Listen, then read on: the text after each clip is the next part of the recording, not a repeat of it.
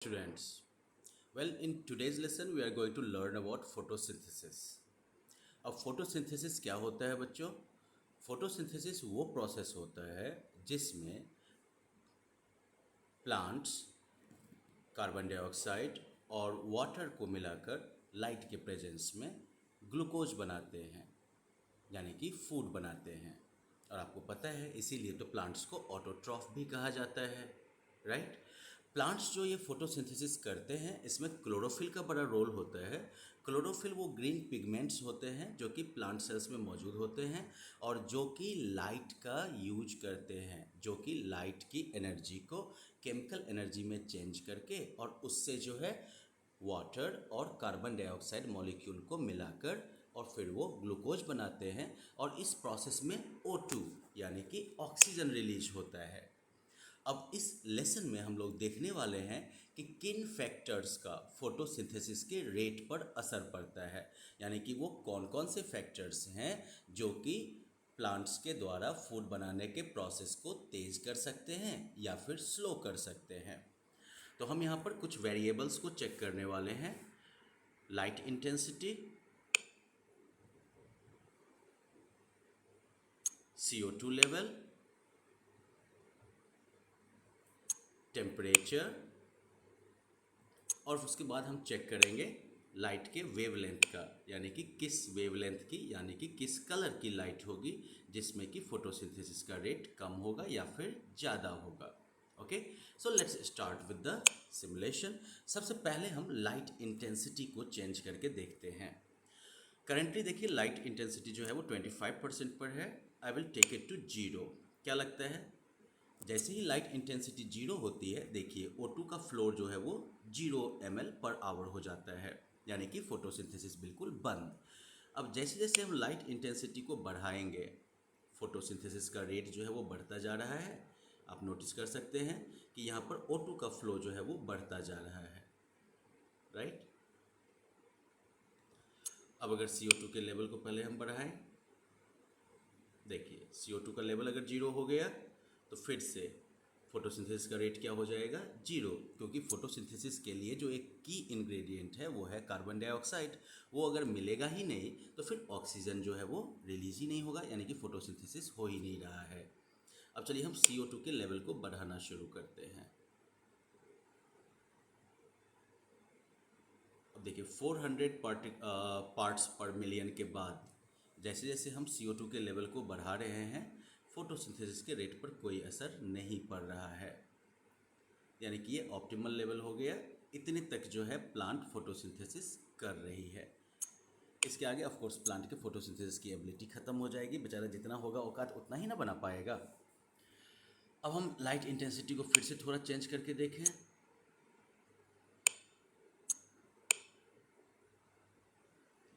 तो बेसिकली हम नोट कर सकते हैं कि यहाँ पर अगर हम CO2 के लेवल को बिल्कुल हाई कर दें, अब लाइट के इंटेंसिटी को अगर हम बढ़ाते हैं तो 51.8 ml/आवर, दैट्स द मैक्सिमम ऑक्सीजन का flow that we can achieve, right. तो यानी कि इतना तक जो है फोटोसिंथेसिस होगा। अब टेम्परेचर का असर देखते हैं हम। टेम्परेचर को अगर जीरो कर दें तो फोटोसिंथेसिस क्या हो गया? Zero, right. फोटोसिंथेसिस रुक गया। अब हम टेम्परेचर को बढ़ाते हैं। देखिए टेम्परेचर में जैसे ही इजाफा हुआ 25 तक जाते तक जो है कितना पहुंच गया हमारा फोटोसिंथेसिस का रेट, ऑक्सीजन के फ्लो का रेट 51.8 ml/आवर। लेकिन इससे ऊपर जब हम टेम्परेचर को बढ़ाते हैं तो क्या नोटिस करते हैं आप? फोटोसिंथेसिस का रेट घटने लगता है, राइट। जैसे ही हमारा टेम्परेचर 40, 41, 42 के आसपास गया, देखिए धीरे धीरे O2 का फ्लो घटता गया। यानी कि टेम्परेचर अगर बहुत ज़्यादा हो तब भी क्या फोटोसिंथेसिस का रेट ज़्यादा होगा? नहीं, फोटोसिंथेसिस का रेट तब फिर कम हो जाएगा। व्हाट्स द ऑप्टिमल लेवल, वो भी चेक कर लेते हैं। देखिए 24 डिग्री सेल्सियस टेम्परेचर के पास जाकर जो है हमारा फोटोसिंथेसिस का रेट मैक्सिमम पहुंच पाता है, दैट इज़ 51.9 ml/आवर, राइट। इससे ऊपर जैसे ही जाएगा टेम्परेचर, फोटोसिंथेसिस का रेट घटेगा। 24 से नीचे जैसे ही आएगा टेम्परेचर फिर से फोटोसिंथेसिस का रेट जो है वो घटने लगेगा।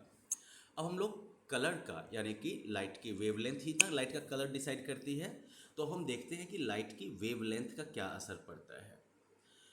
सो let us take it back. देखिए, जब यहाँ पर 400 नैनोमीटर वेवलेंथ जब रहती है, तब हम देखते हैं कि फोटोसिंथेसिस का रेट क्या है, 31.2 millilitre per hour. That's the O2 का फ्लो रेट, यानी कि ऑक्सीजन का फ्लो रेट ये हो गया। अब जैसे जैसे हम वेवलेंथ को चेंज करेंगे, देखते हैं कि इस पर क्या असर पड़ता है।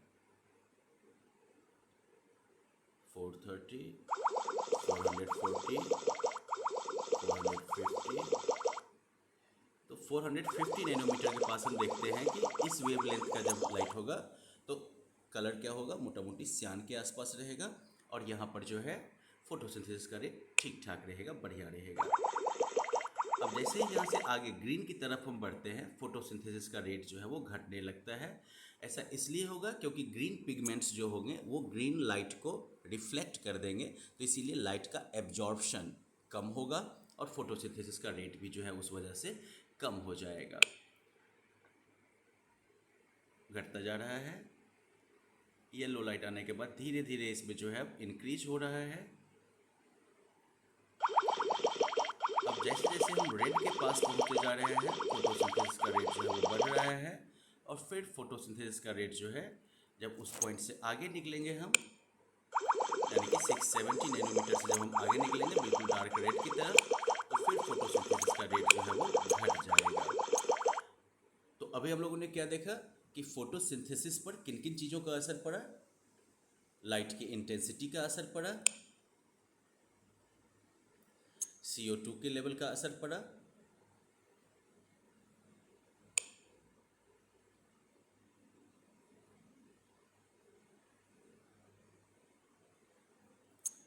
वेवलेंथ का असर पड़ा,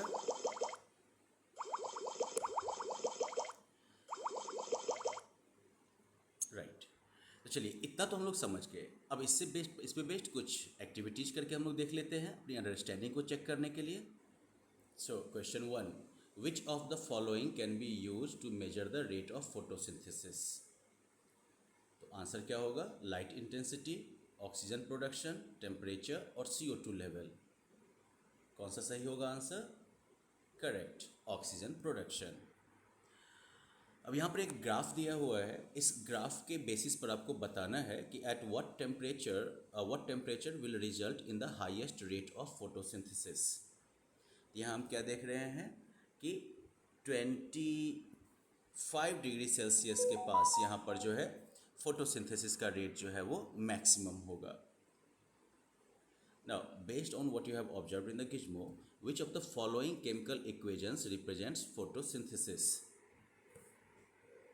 Carbon dioxide plus water yields glucose and oxygen. Oxygen plus carbon dioxide yields water and glucose. Glucose plus oxygen yields carbon dioxide and water. Water plus glucose yields oxygen and carbon dioxide. आपने guess कर ही लिया होगा, this is the correct answer, कि carbon dioxide और water दोनों मिलके जो है ग्लूकोज बनाते हैं और ऑक्सीजन रिलीज करते हैं। अब यहाँ पर एक आपको जो है चार्ट टेबल दिया गया है, और आपको ये पता करना है कि एक साइंटिस्ट है वो ये डिटरमिन करना चाहता है कि कौन सा बेस्ट लाइट वेवलेंथ है प्लांट्स ग्रो करने के लिए। तो वो जो है प्लांट्स को 4 टेस्ट ग्रुप्स में जो है ग्रो करता है, A, B, C and D, सभी में 10-10 प्लांट्स हैं। ओके, अब आपको ये बताना है कि इस एक्सपेरिमेंट के साथ रॉन्ग क्या है, what is wrong with this experiment.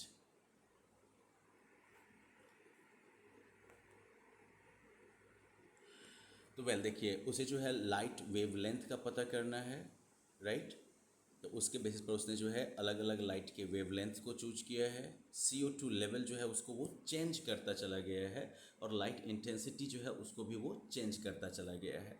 अब चूंकि ये एक्सपेरिमेंट जो है वो सिर्फ लाइट वेवलेंथ को मेजर करने के लिए है, तो इसीलिए बाकी जो वेरिएबल्स हैं उनको चेंज नहीं होना चाहिए था, राइट। तो इसीलिए he should only change the wavelength of light for each group. अब अगला है, if chlorophyll were red instead of green making plants red in appearance, which color of light would you expect to produce the lowest rate of photosynthesis? अगर chlorophyll जो है वो green की जगह पर रेड कलर का होता है, जिसकी वजह से प्लांट्स जो हैं वो रेड कलर के दिखते, तो ऐसे में किस कलर की लाइट जो है उसमें लोएस्ट रेट ऑफ फोटोसिंथेसिस होगा? तो हमने यहाँ पर अपने एक्सपेरिमेंट, अपने सिमुलेशन में क्या देखा था कि ग्रीन लाइट में ग्रीन पिगमेंट्स वाले क्लोरोफिल जो हैं वो सबसे कम फोटोसिंथेसिस कर पाते हैं। तो ऐसे में रेड लाइट में हम गेस करेंगे या एज्यूम करेंगे कि फोटोसिंथेसिस का रेट जो है वो लोएस्ट होगा। Let's check our answer. So well, we got all our answers correct. So congratulations, and let's end the session here. Bye bye.